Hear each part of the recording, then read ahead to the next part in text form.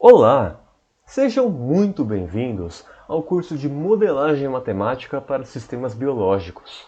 O meu nome é Gustavo Mantovani, eu sou aluno do Bacharelado de Ciência e Tecnologia da UFABC e hoje nós vamos falar um pouco de variações.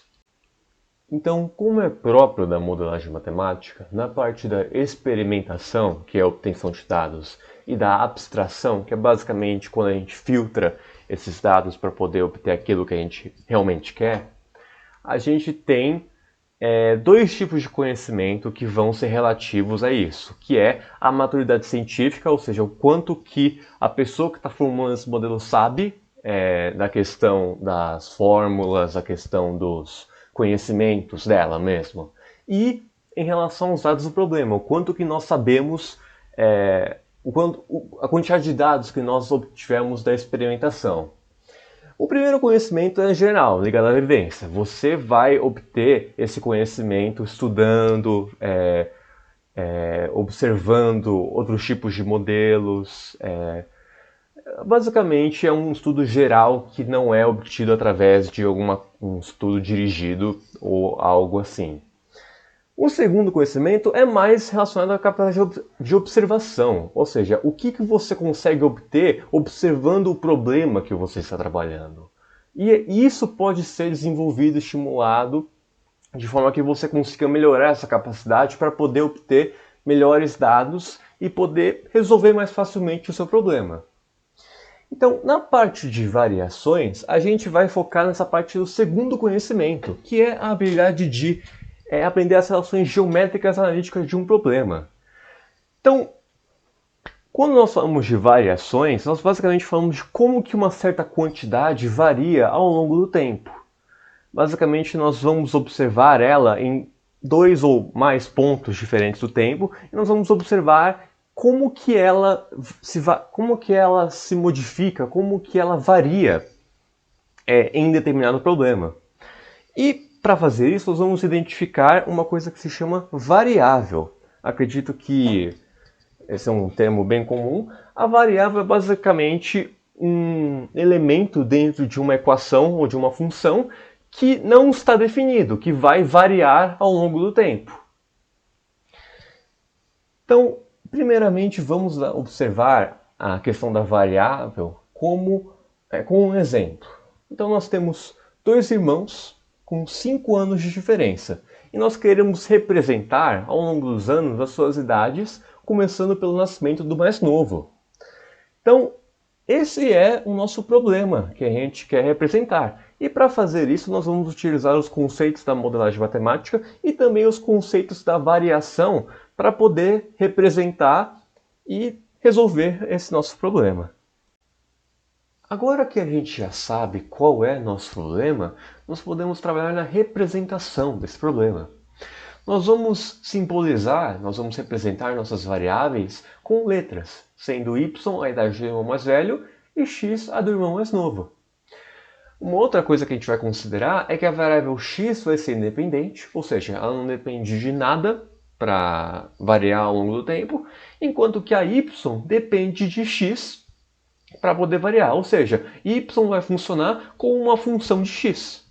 Ela vai variar à medida em que x varia. Outra coisa que a gente vai considerar é o universo das grandezas. Como a gente percebeu que a gente está trabalhando com idade, a gente não vai trabalhar com um número, não inteiro, número negativo, nós não vamos trabalhar com frações. Basicamente, a gente vai trabalhar com números naturais, ou seja, números positivos maiores do que zero, aqui. E como que a gente definiu que o x e o y vão assumir valores isolados dos universais, ou seja, eles só vão assumir um valor distinto a cada momento, então elas vão ser chamadas de variáveis discretas. A outra possibilidade seria utilizar outros conjuntos numéricos dos números reais. Ou seja, a gente poderia assumir frações, como, por exemplo, um meio do ano, que é equivalente a um ano em 6 meses.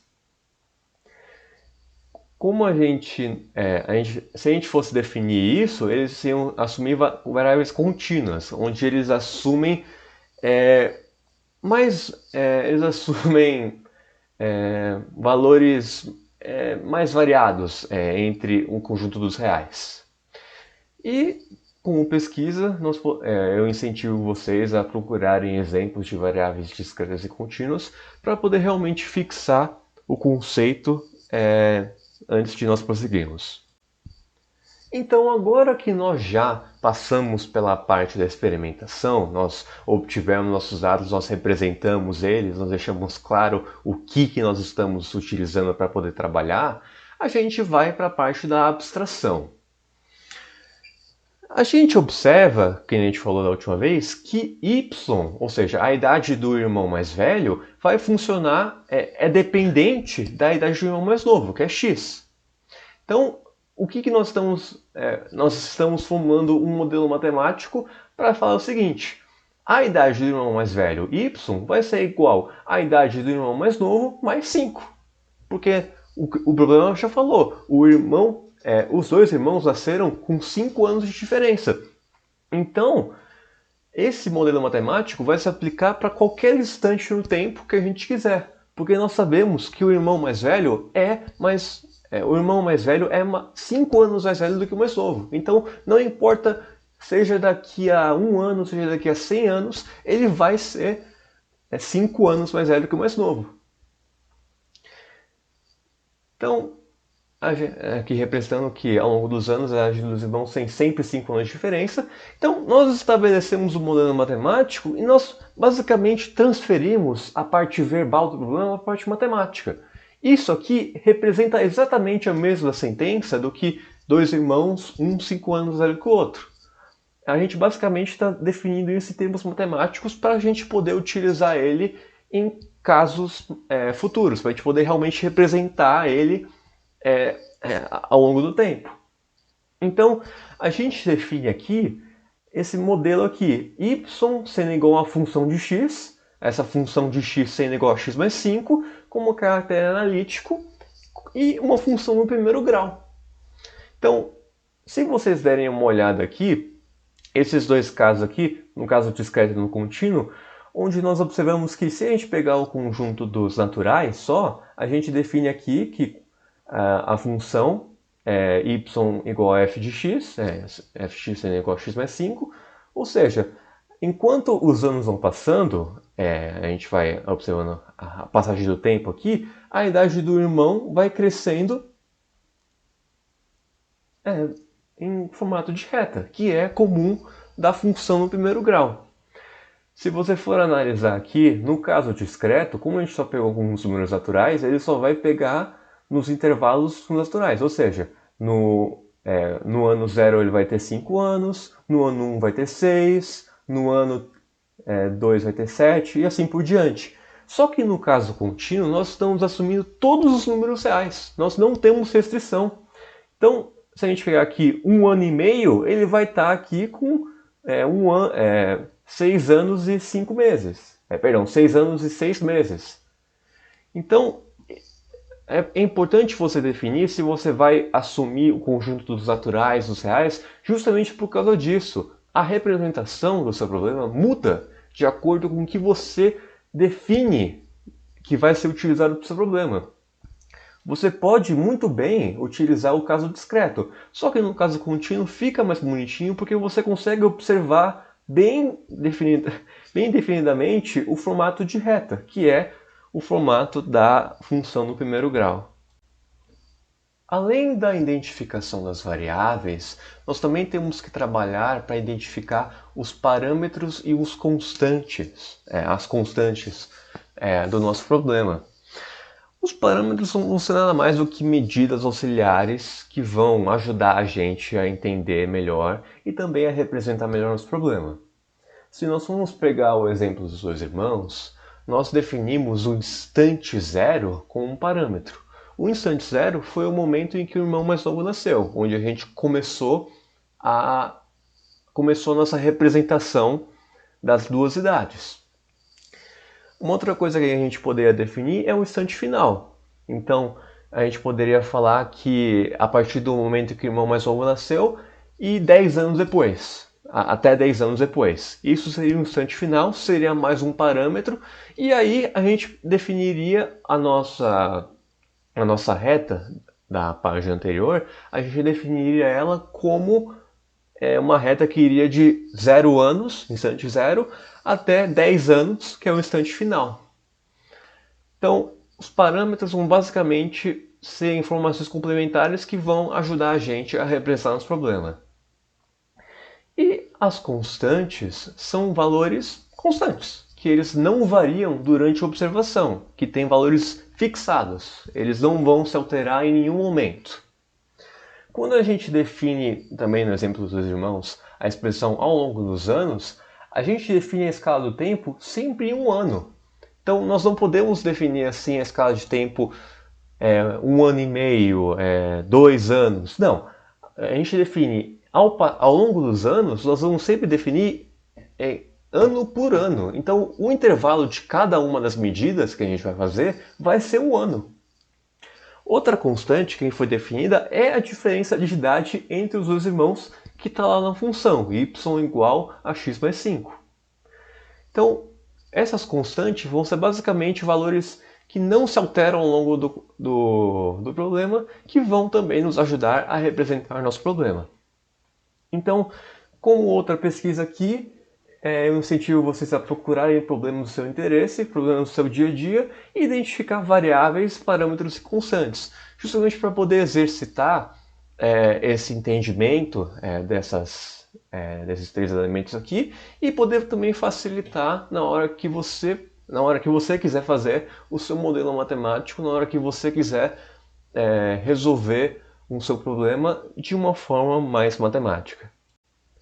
Agora que nós já definimos as nossas grandezas, tudo que a gente precisava para trabalhar, nós vamos também tentar observar como que funciona a dependência entre essas duas variáveis x e y que a gente definiu.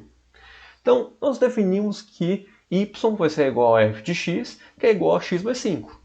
Agora, nós vamos utilizar a variação de x e de y para poder realmente entender como que elas se relacionam, qual é a dependência entre essas duas variáveis.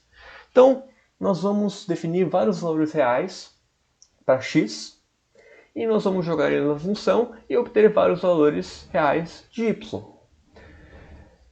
Então, agora que a gente já definiu os valores de x e de y para x0, x1, x2 e assim por diante, nós podemos definir a variação, que nada mais é do que delta x0.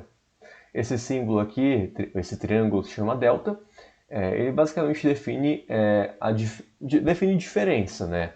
Então, quando a gente fala que a gente quer calcular o delta de x0, a gente quer definir qual a variação de x1 e x0, a diferença entre esses dois, que nada mais é do que x1 menos x0, 2,8 menos 0,2, que é igual a 2,6.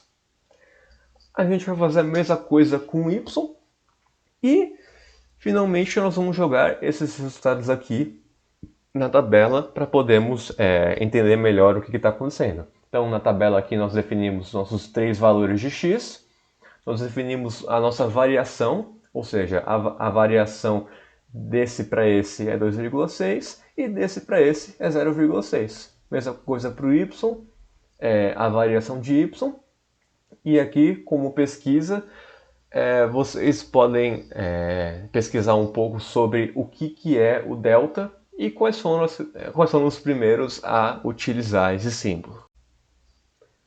Então, se vocês derem uma boa olhada na tabela anterior, a gente vai perceber que a variação de y é igual à variação de x. Ou seja, a variável y muda exatamente na mesma proporção do que x muda. Mas agora, aí que vem a pergunta. Nós estamos trabalhando com uma coisa constante? Ou seja, isso sempre acontece? Ou isso é uma coisa só desse problema mesmo? Ou seja, o que a gente está perguntando? Se a dependência de x e y for linear, ou seja, se eles funcionarem em uma função de primeiro grau que forma uma linha, ela vai sempre seguir essa regra aqui, a variação de y sempre vai ser igual à variação de x. Aqui, como vocês podem ver, isso aqui é uma função de primeiro grau, y igual a x mais b, que vai formar uma linha. E nós vamos ver se existe alguma relação definida entre x e y, sem usar nenhum número. A gente está querendo definir isso só para as variáveis. Então, vamos chamar aqui a nossa função de primeiro grau, y igual a x mais b. E nós vamos fazer a mesma coisa que nós fizemos antes, onde nós vamos definir x0 e x1. Pode ser qualquer valor real. Então, nós vamos definir então que y0 é igual a x0 mais b e y1 é igual a x1 mais b. Nós vamos basicamente substituir esses dois valores e jogar eles na função aqui.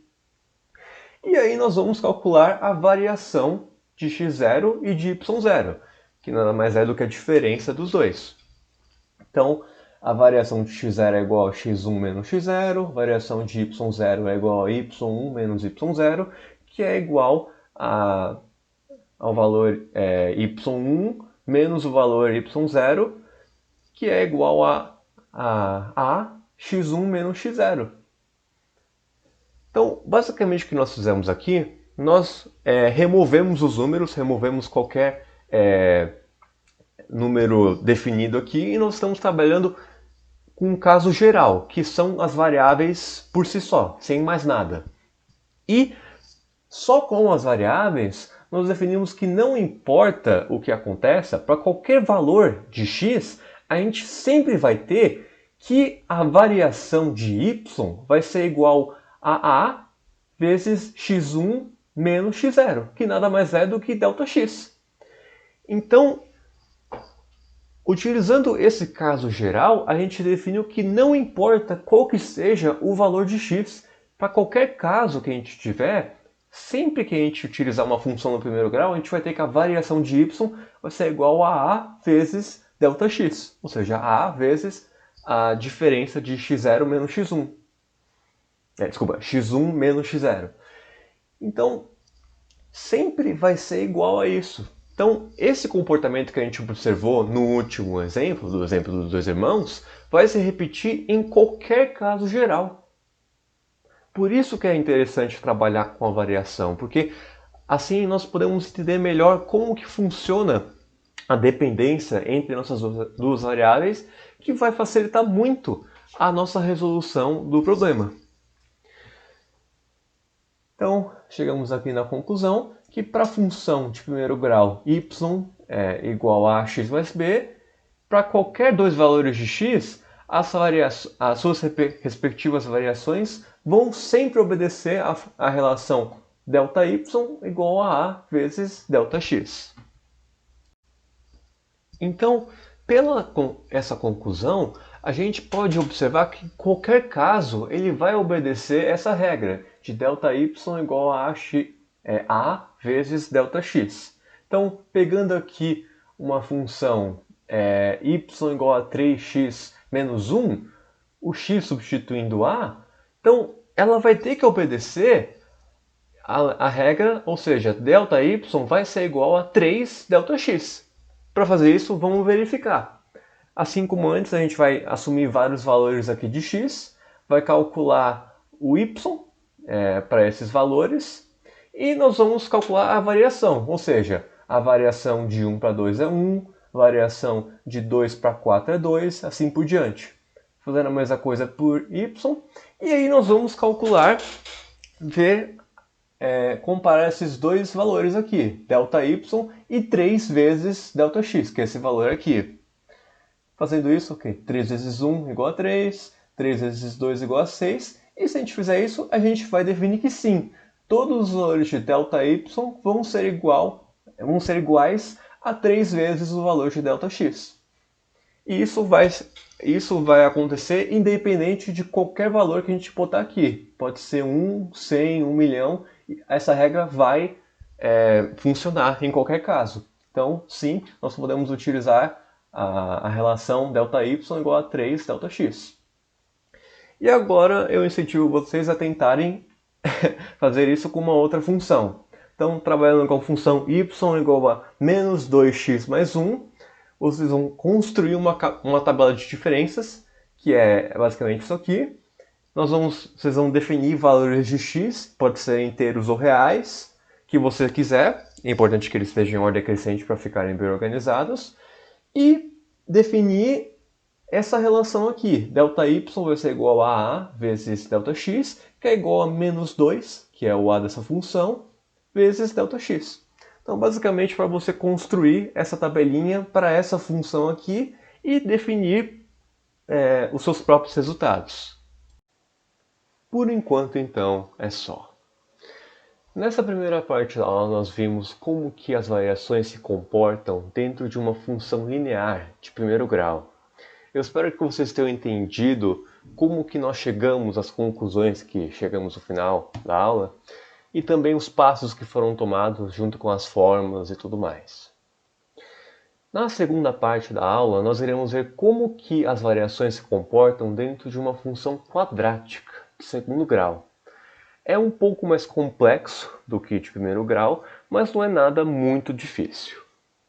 Então, muito obrigado pela sua atenção e desejo bons estudos.